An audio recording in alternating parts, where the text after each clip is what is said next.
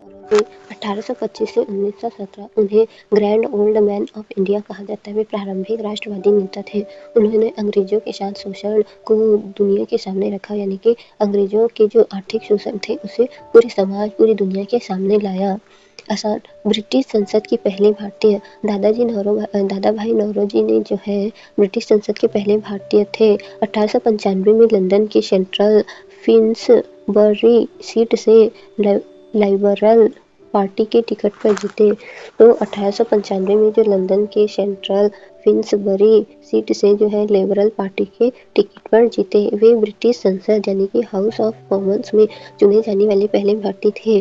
तो वे क्या थे? ब्रिटिश संसद में हाउस ऑफ कॉमन्स में चुने जाने वाले पहले भारतीय बने। मतलब उन्हें भारत की आवाज़ सीधे इंग्लैंड की संसद में उठाई। तो उन्होंने क्या कहा? भारत की आवाज़ जो है सीधे इंग्लैंड की संसद में उठाई। इंग्लैंड में भारतीय संगठनों की स्थापना 1865 लंदन इंडियन सोसाइटी की सह स्थापना। तो 1865 में क्या किया था उन्होंने? लंदन इंडिया सोसाइटी की स्थापना की थी।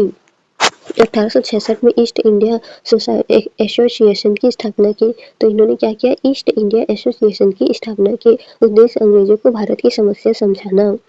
कांग्रेस अध्यक्ष 3 बार कांग्रेस अध्यक्ष बने। 1886 कलकत्ता में, 1893 लाहौर में और 1906 कलकत्ता में।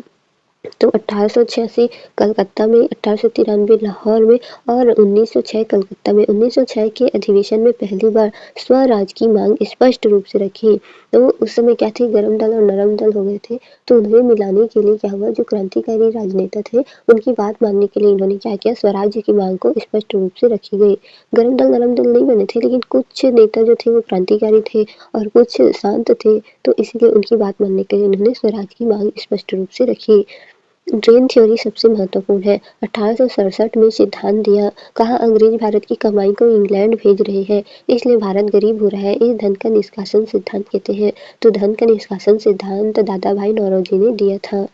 1901 में उन्होंने अपनी प्रसिद्ध पुस्तक लिखी poverty and un British rule in India, जिसमें ब्रिटिश आर्थिक शोषण के आंकड़े दिए। तो ब्रिटेन के लोग कितने आर्थिक शोषण कर रहे हैं इंडिया का, इन सब का क्या क्या इन्होंने आंकड़ा दिया था। अन्य राजनीतिक योगदान। तो भारत के सुधारों के लिए ब्रिटिश संसद में स्थायी समिति बनाने का समर्थन किया। तो भारत के जो सुधार है उसके लिए ब्रिटिश संसद में स्थायी समिति बनाने के लिए क्या क्या इन्होंने समर्थन किया था। 1893 में इंडियन पार्लियामेंट्री कमेटी बनाई। तो 93 में इंडियन पार्लियामेंट्री कमेटी बनाई। 1895 में royal commission on India expenditure के सदस्य बने। तो 1895 में जो रॉयल कमीशन ऑन इंडिया है एक्सपेंडिचर के क्या बने? सदस्य बने थे। तो पहले सांसद 3 अध्यक्ष ड्रेन सिद्धांत और गरीब किताब। पहले सांसद 3 अध्यक्ष ड्रेन सिद्धांत गरीब किताब। 1992 सांसद 3 बार अध्यक्ष। 1867 ड्रेन 1901 किताब। उपनाम था grand old man of India. तो उनका उपनाम क्या था? Grand old man of India. पहला भारतीय ब्रिटिश सांसद 1892। तो पहला भारतीय ब्रिटिश सांसद बने थे 1992 में। ड्रेन थ्योरी 1867 प्रसिद्ध पुस्तक 1901 और कांग्रेस अध्यक्ष 3 बार बने गए।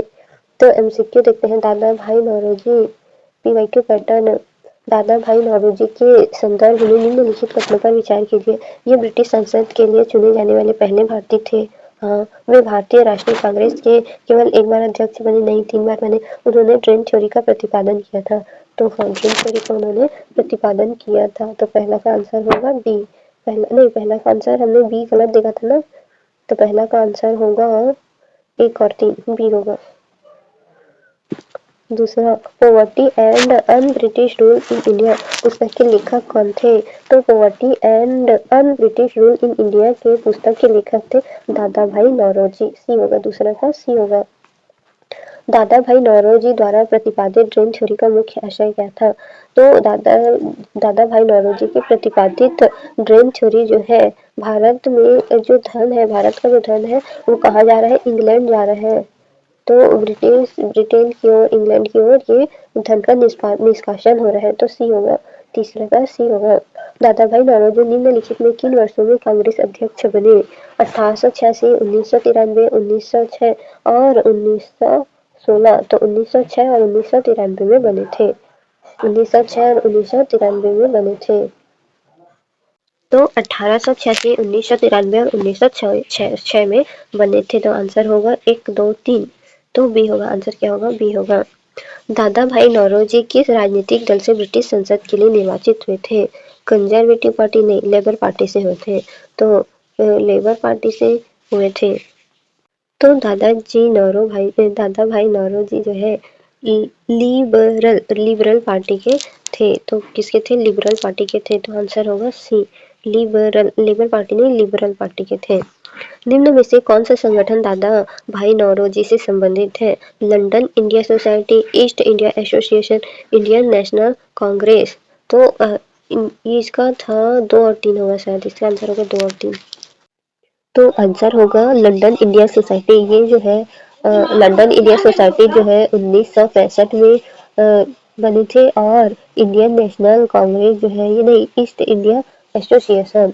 तो ईस्ट इंडिया एसोसिएशन जो थे 1966 में था। तो आंसर होगा 1 और 2। 1 और 2 आंसर होगा ए।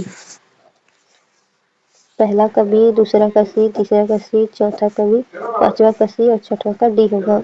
तो तीनों का इंडियन नेशनल कांग्रेस के भी क्या थे?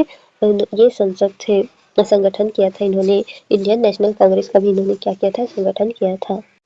1995 में दादा भाई नौरोजी द्वारा प्रतिपादित ड्रेन थ्योरी का संबंध किससे था? तो भारत से धन का इंग्लैंड की ओर प्रवाह था। तो आंसर होगा बी।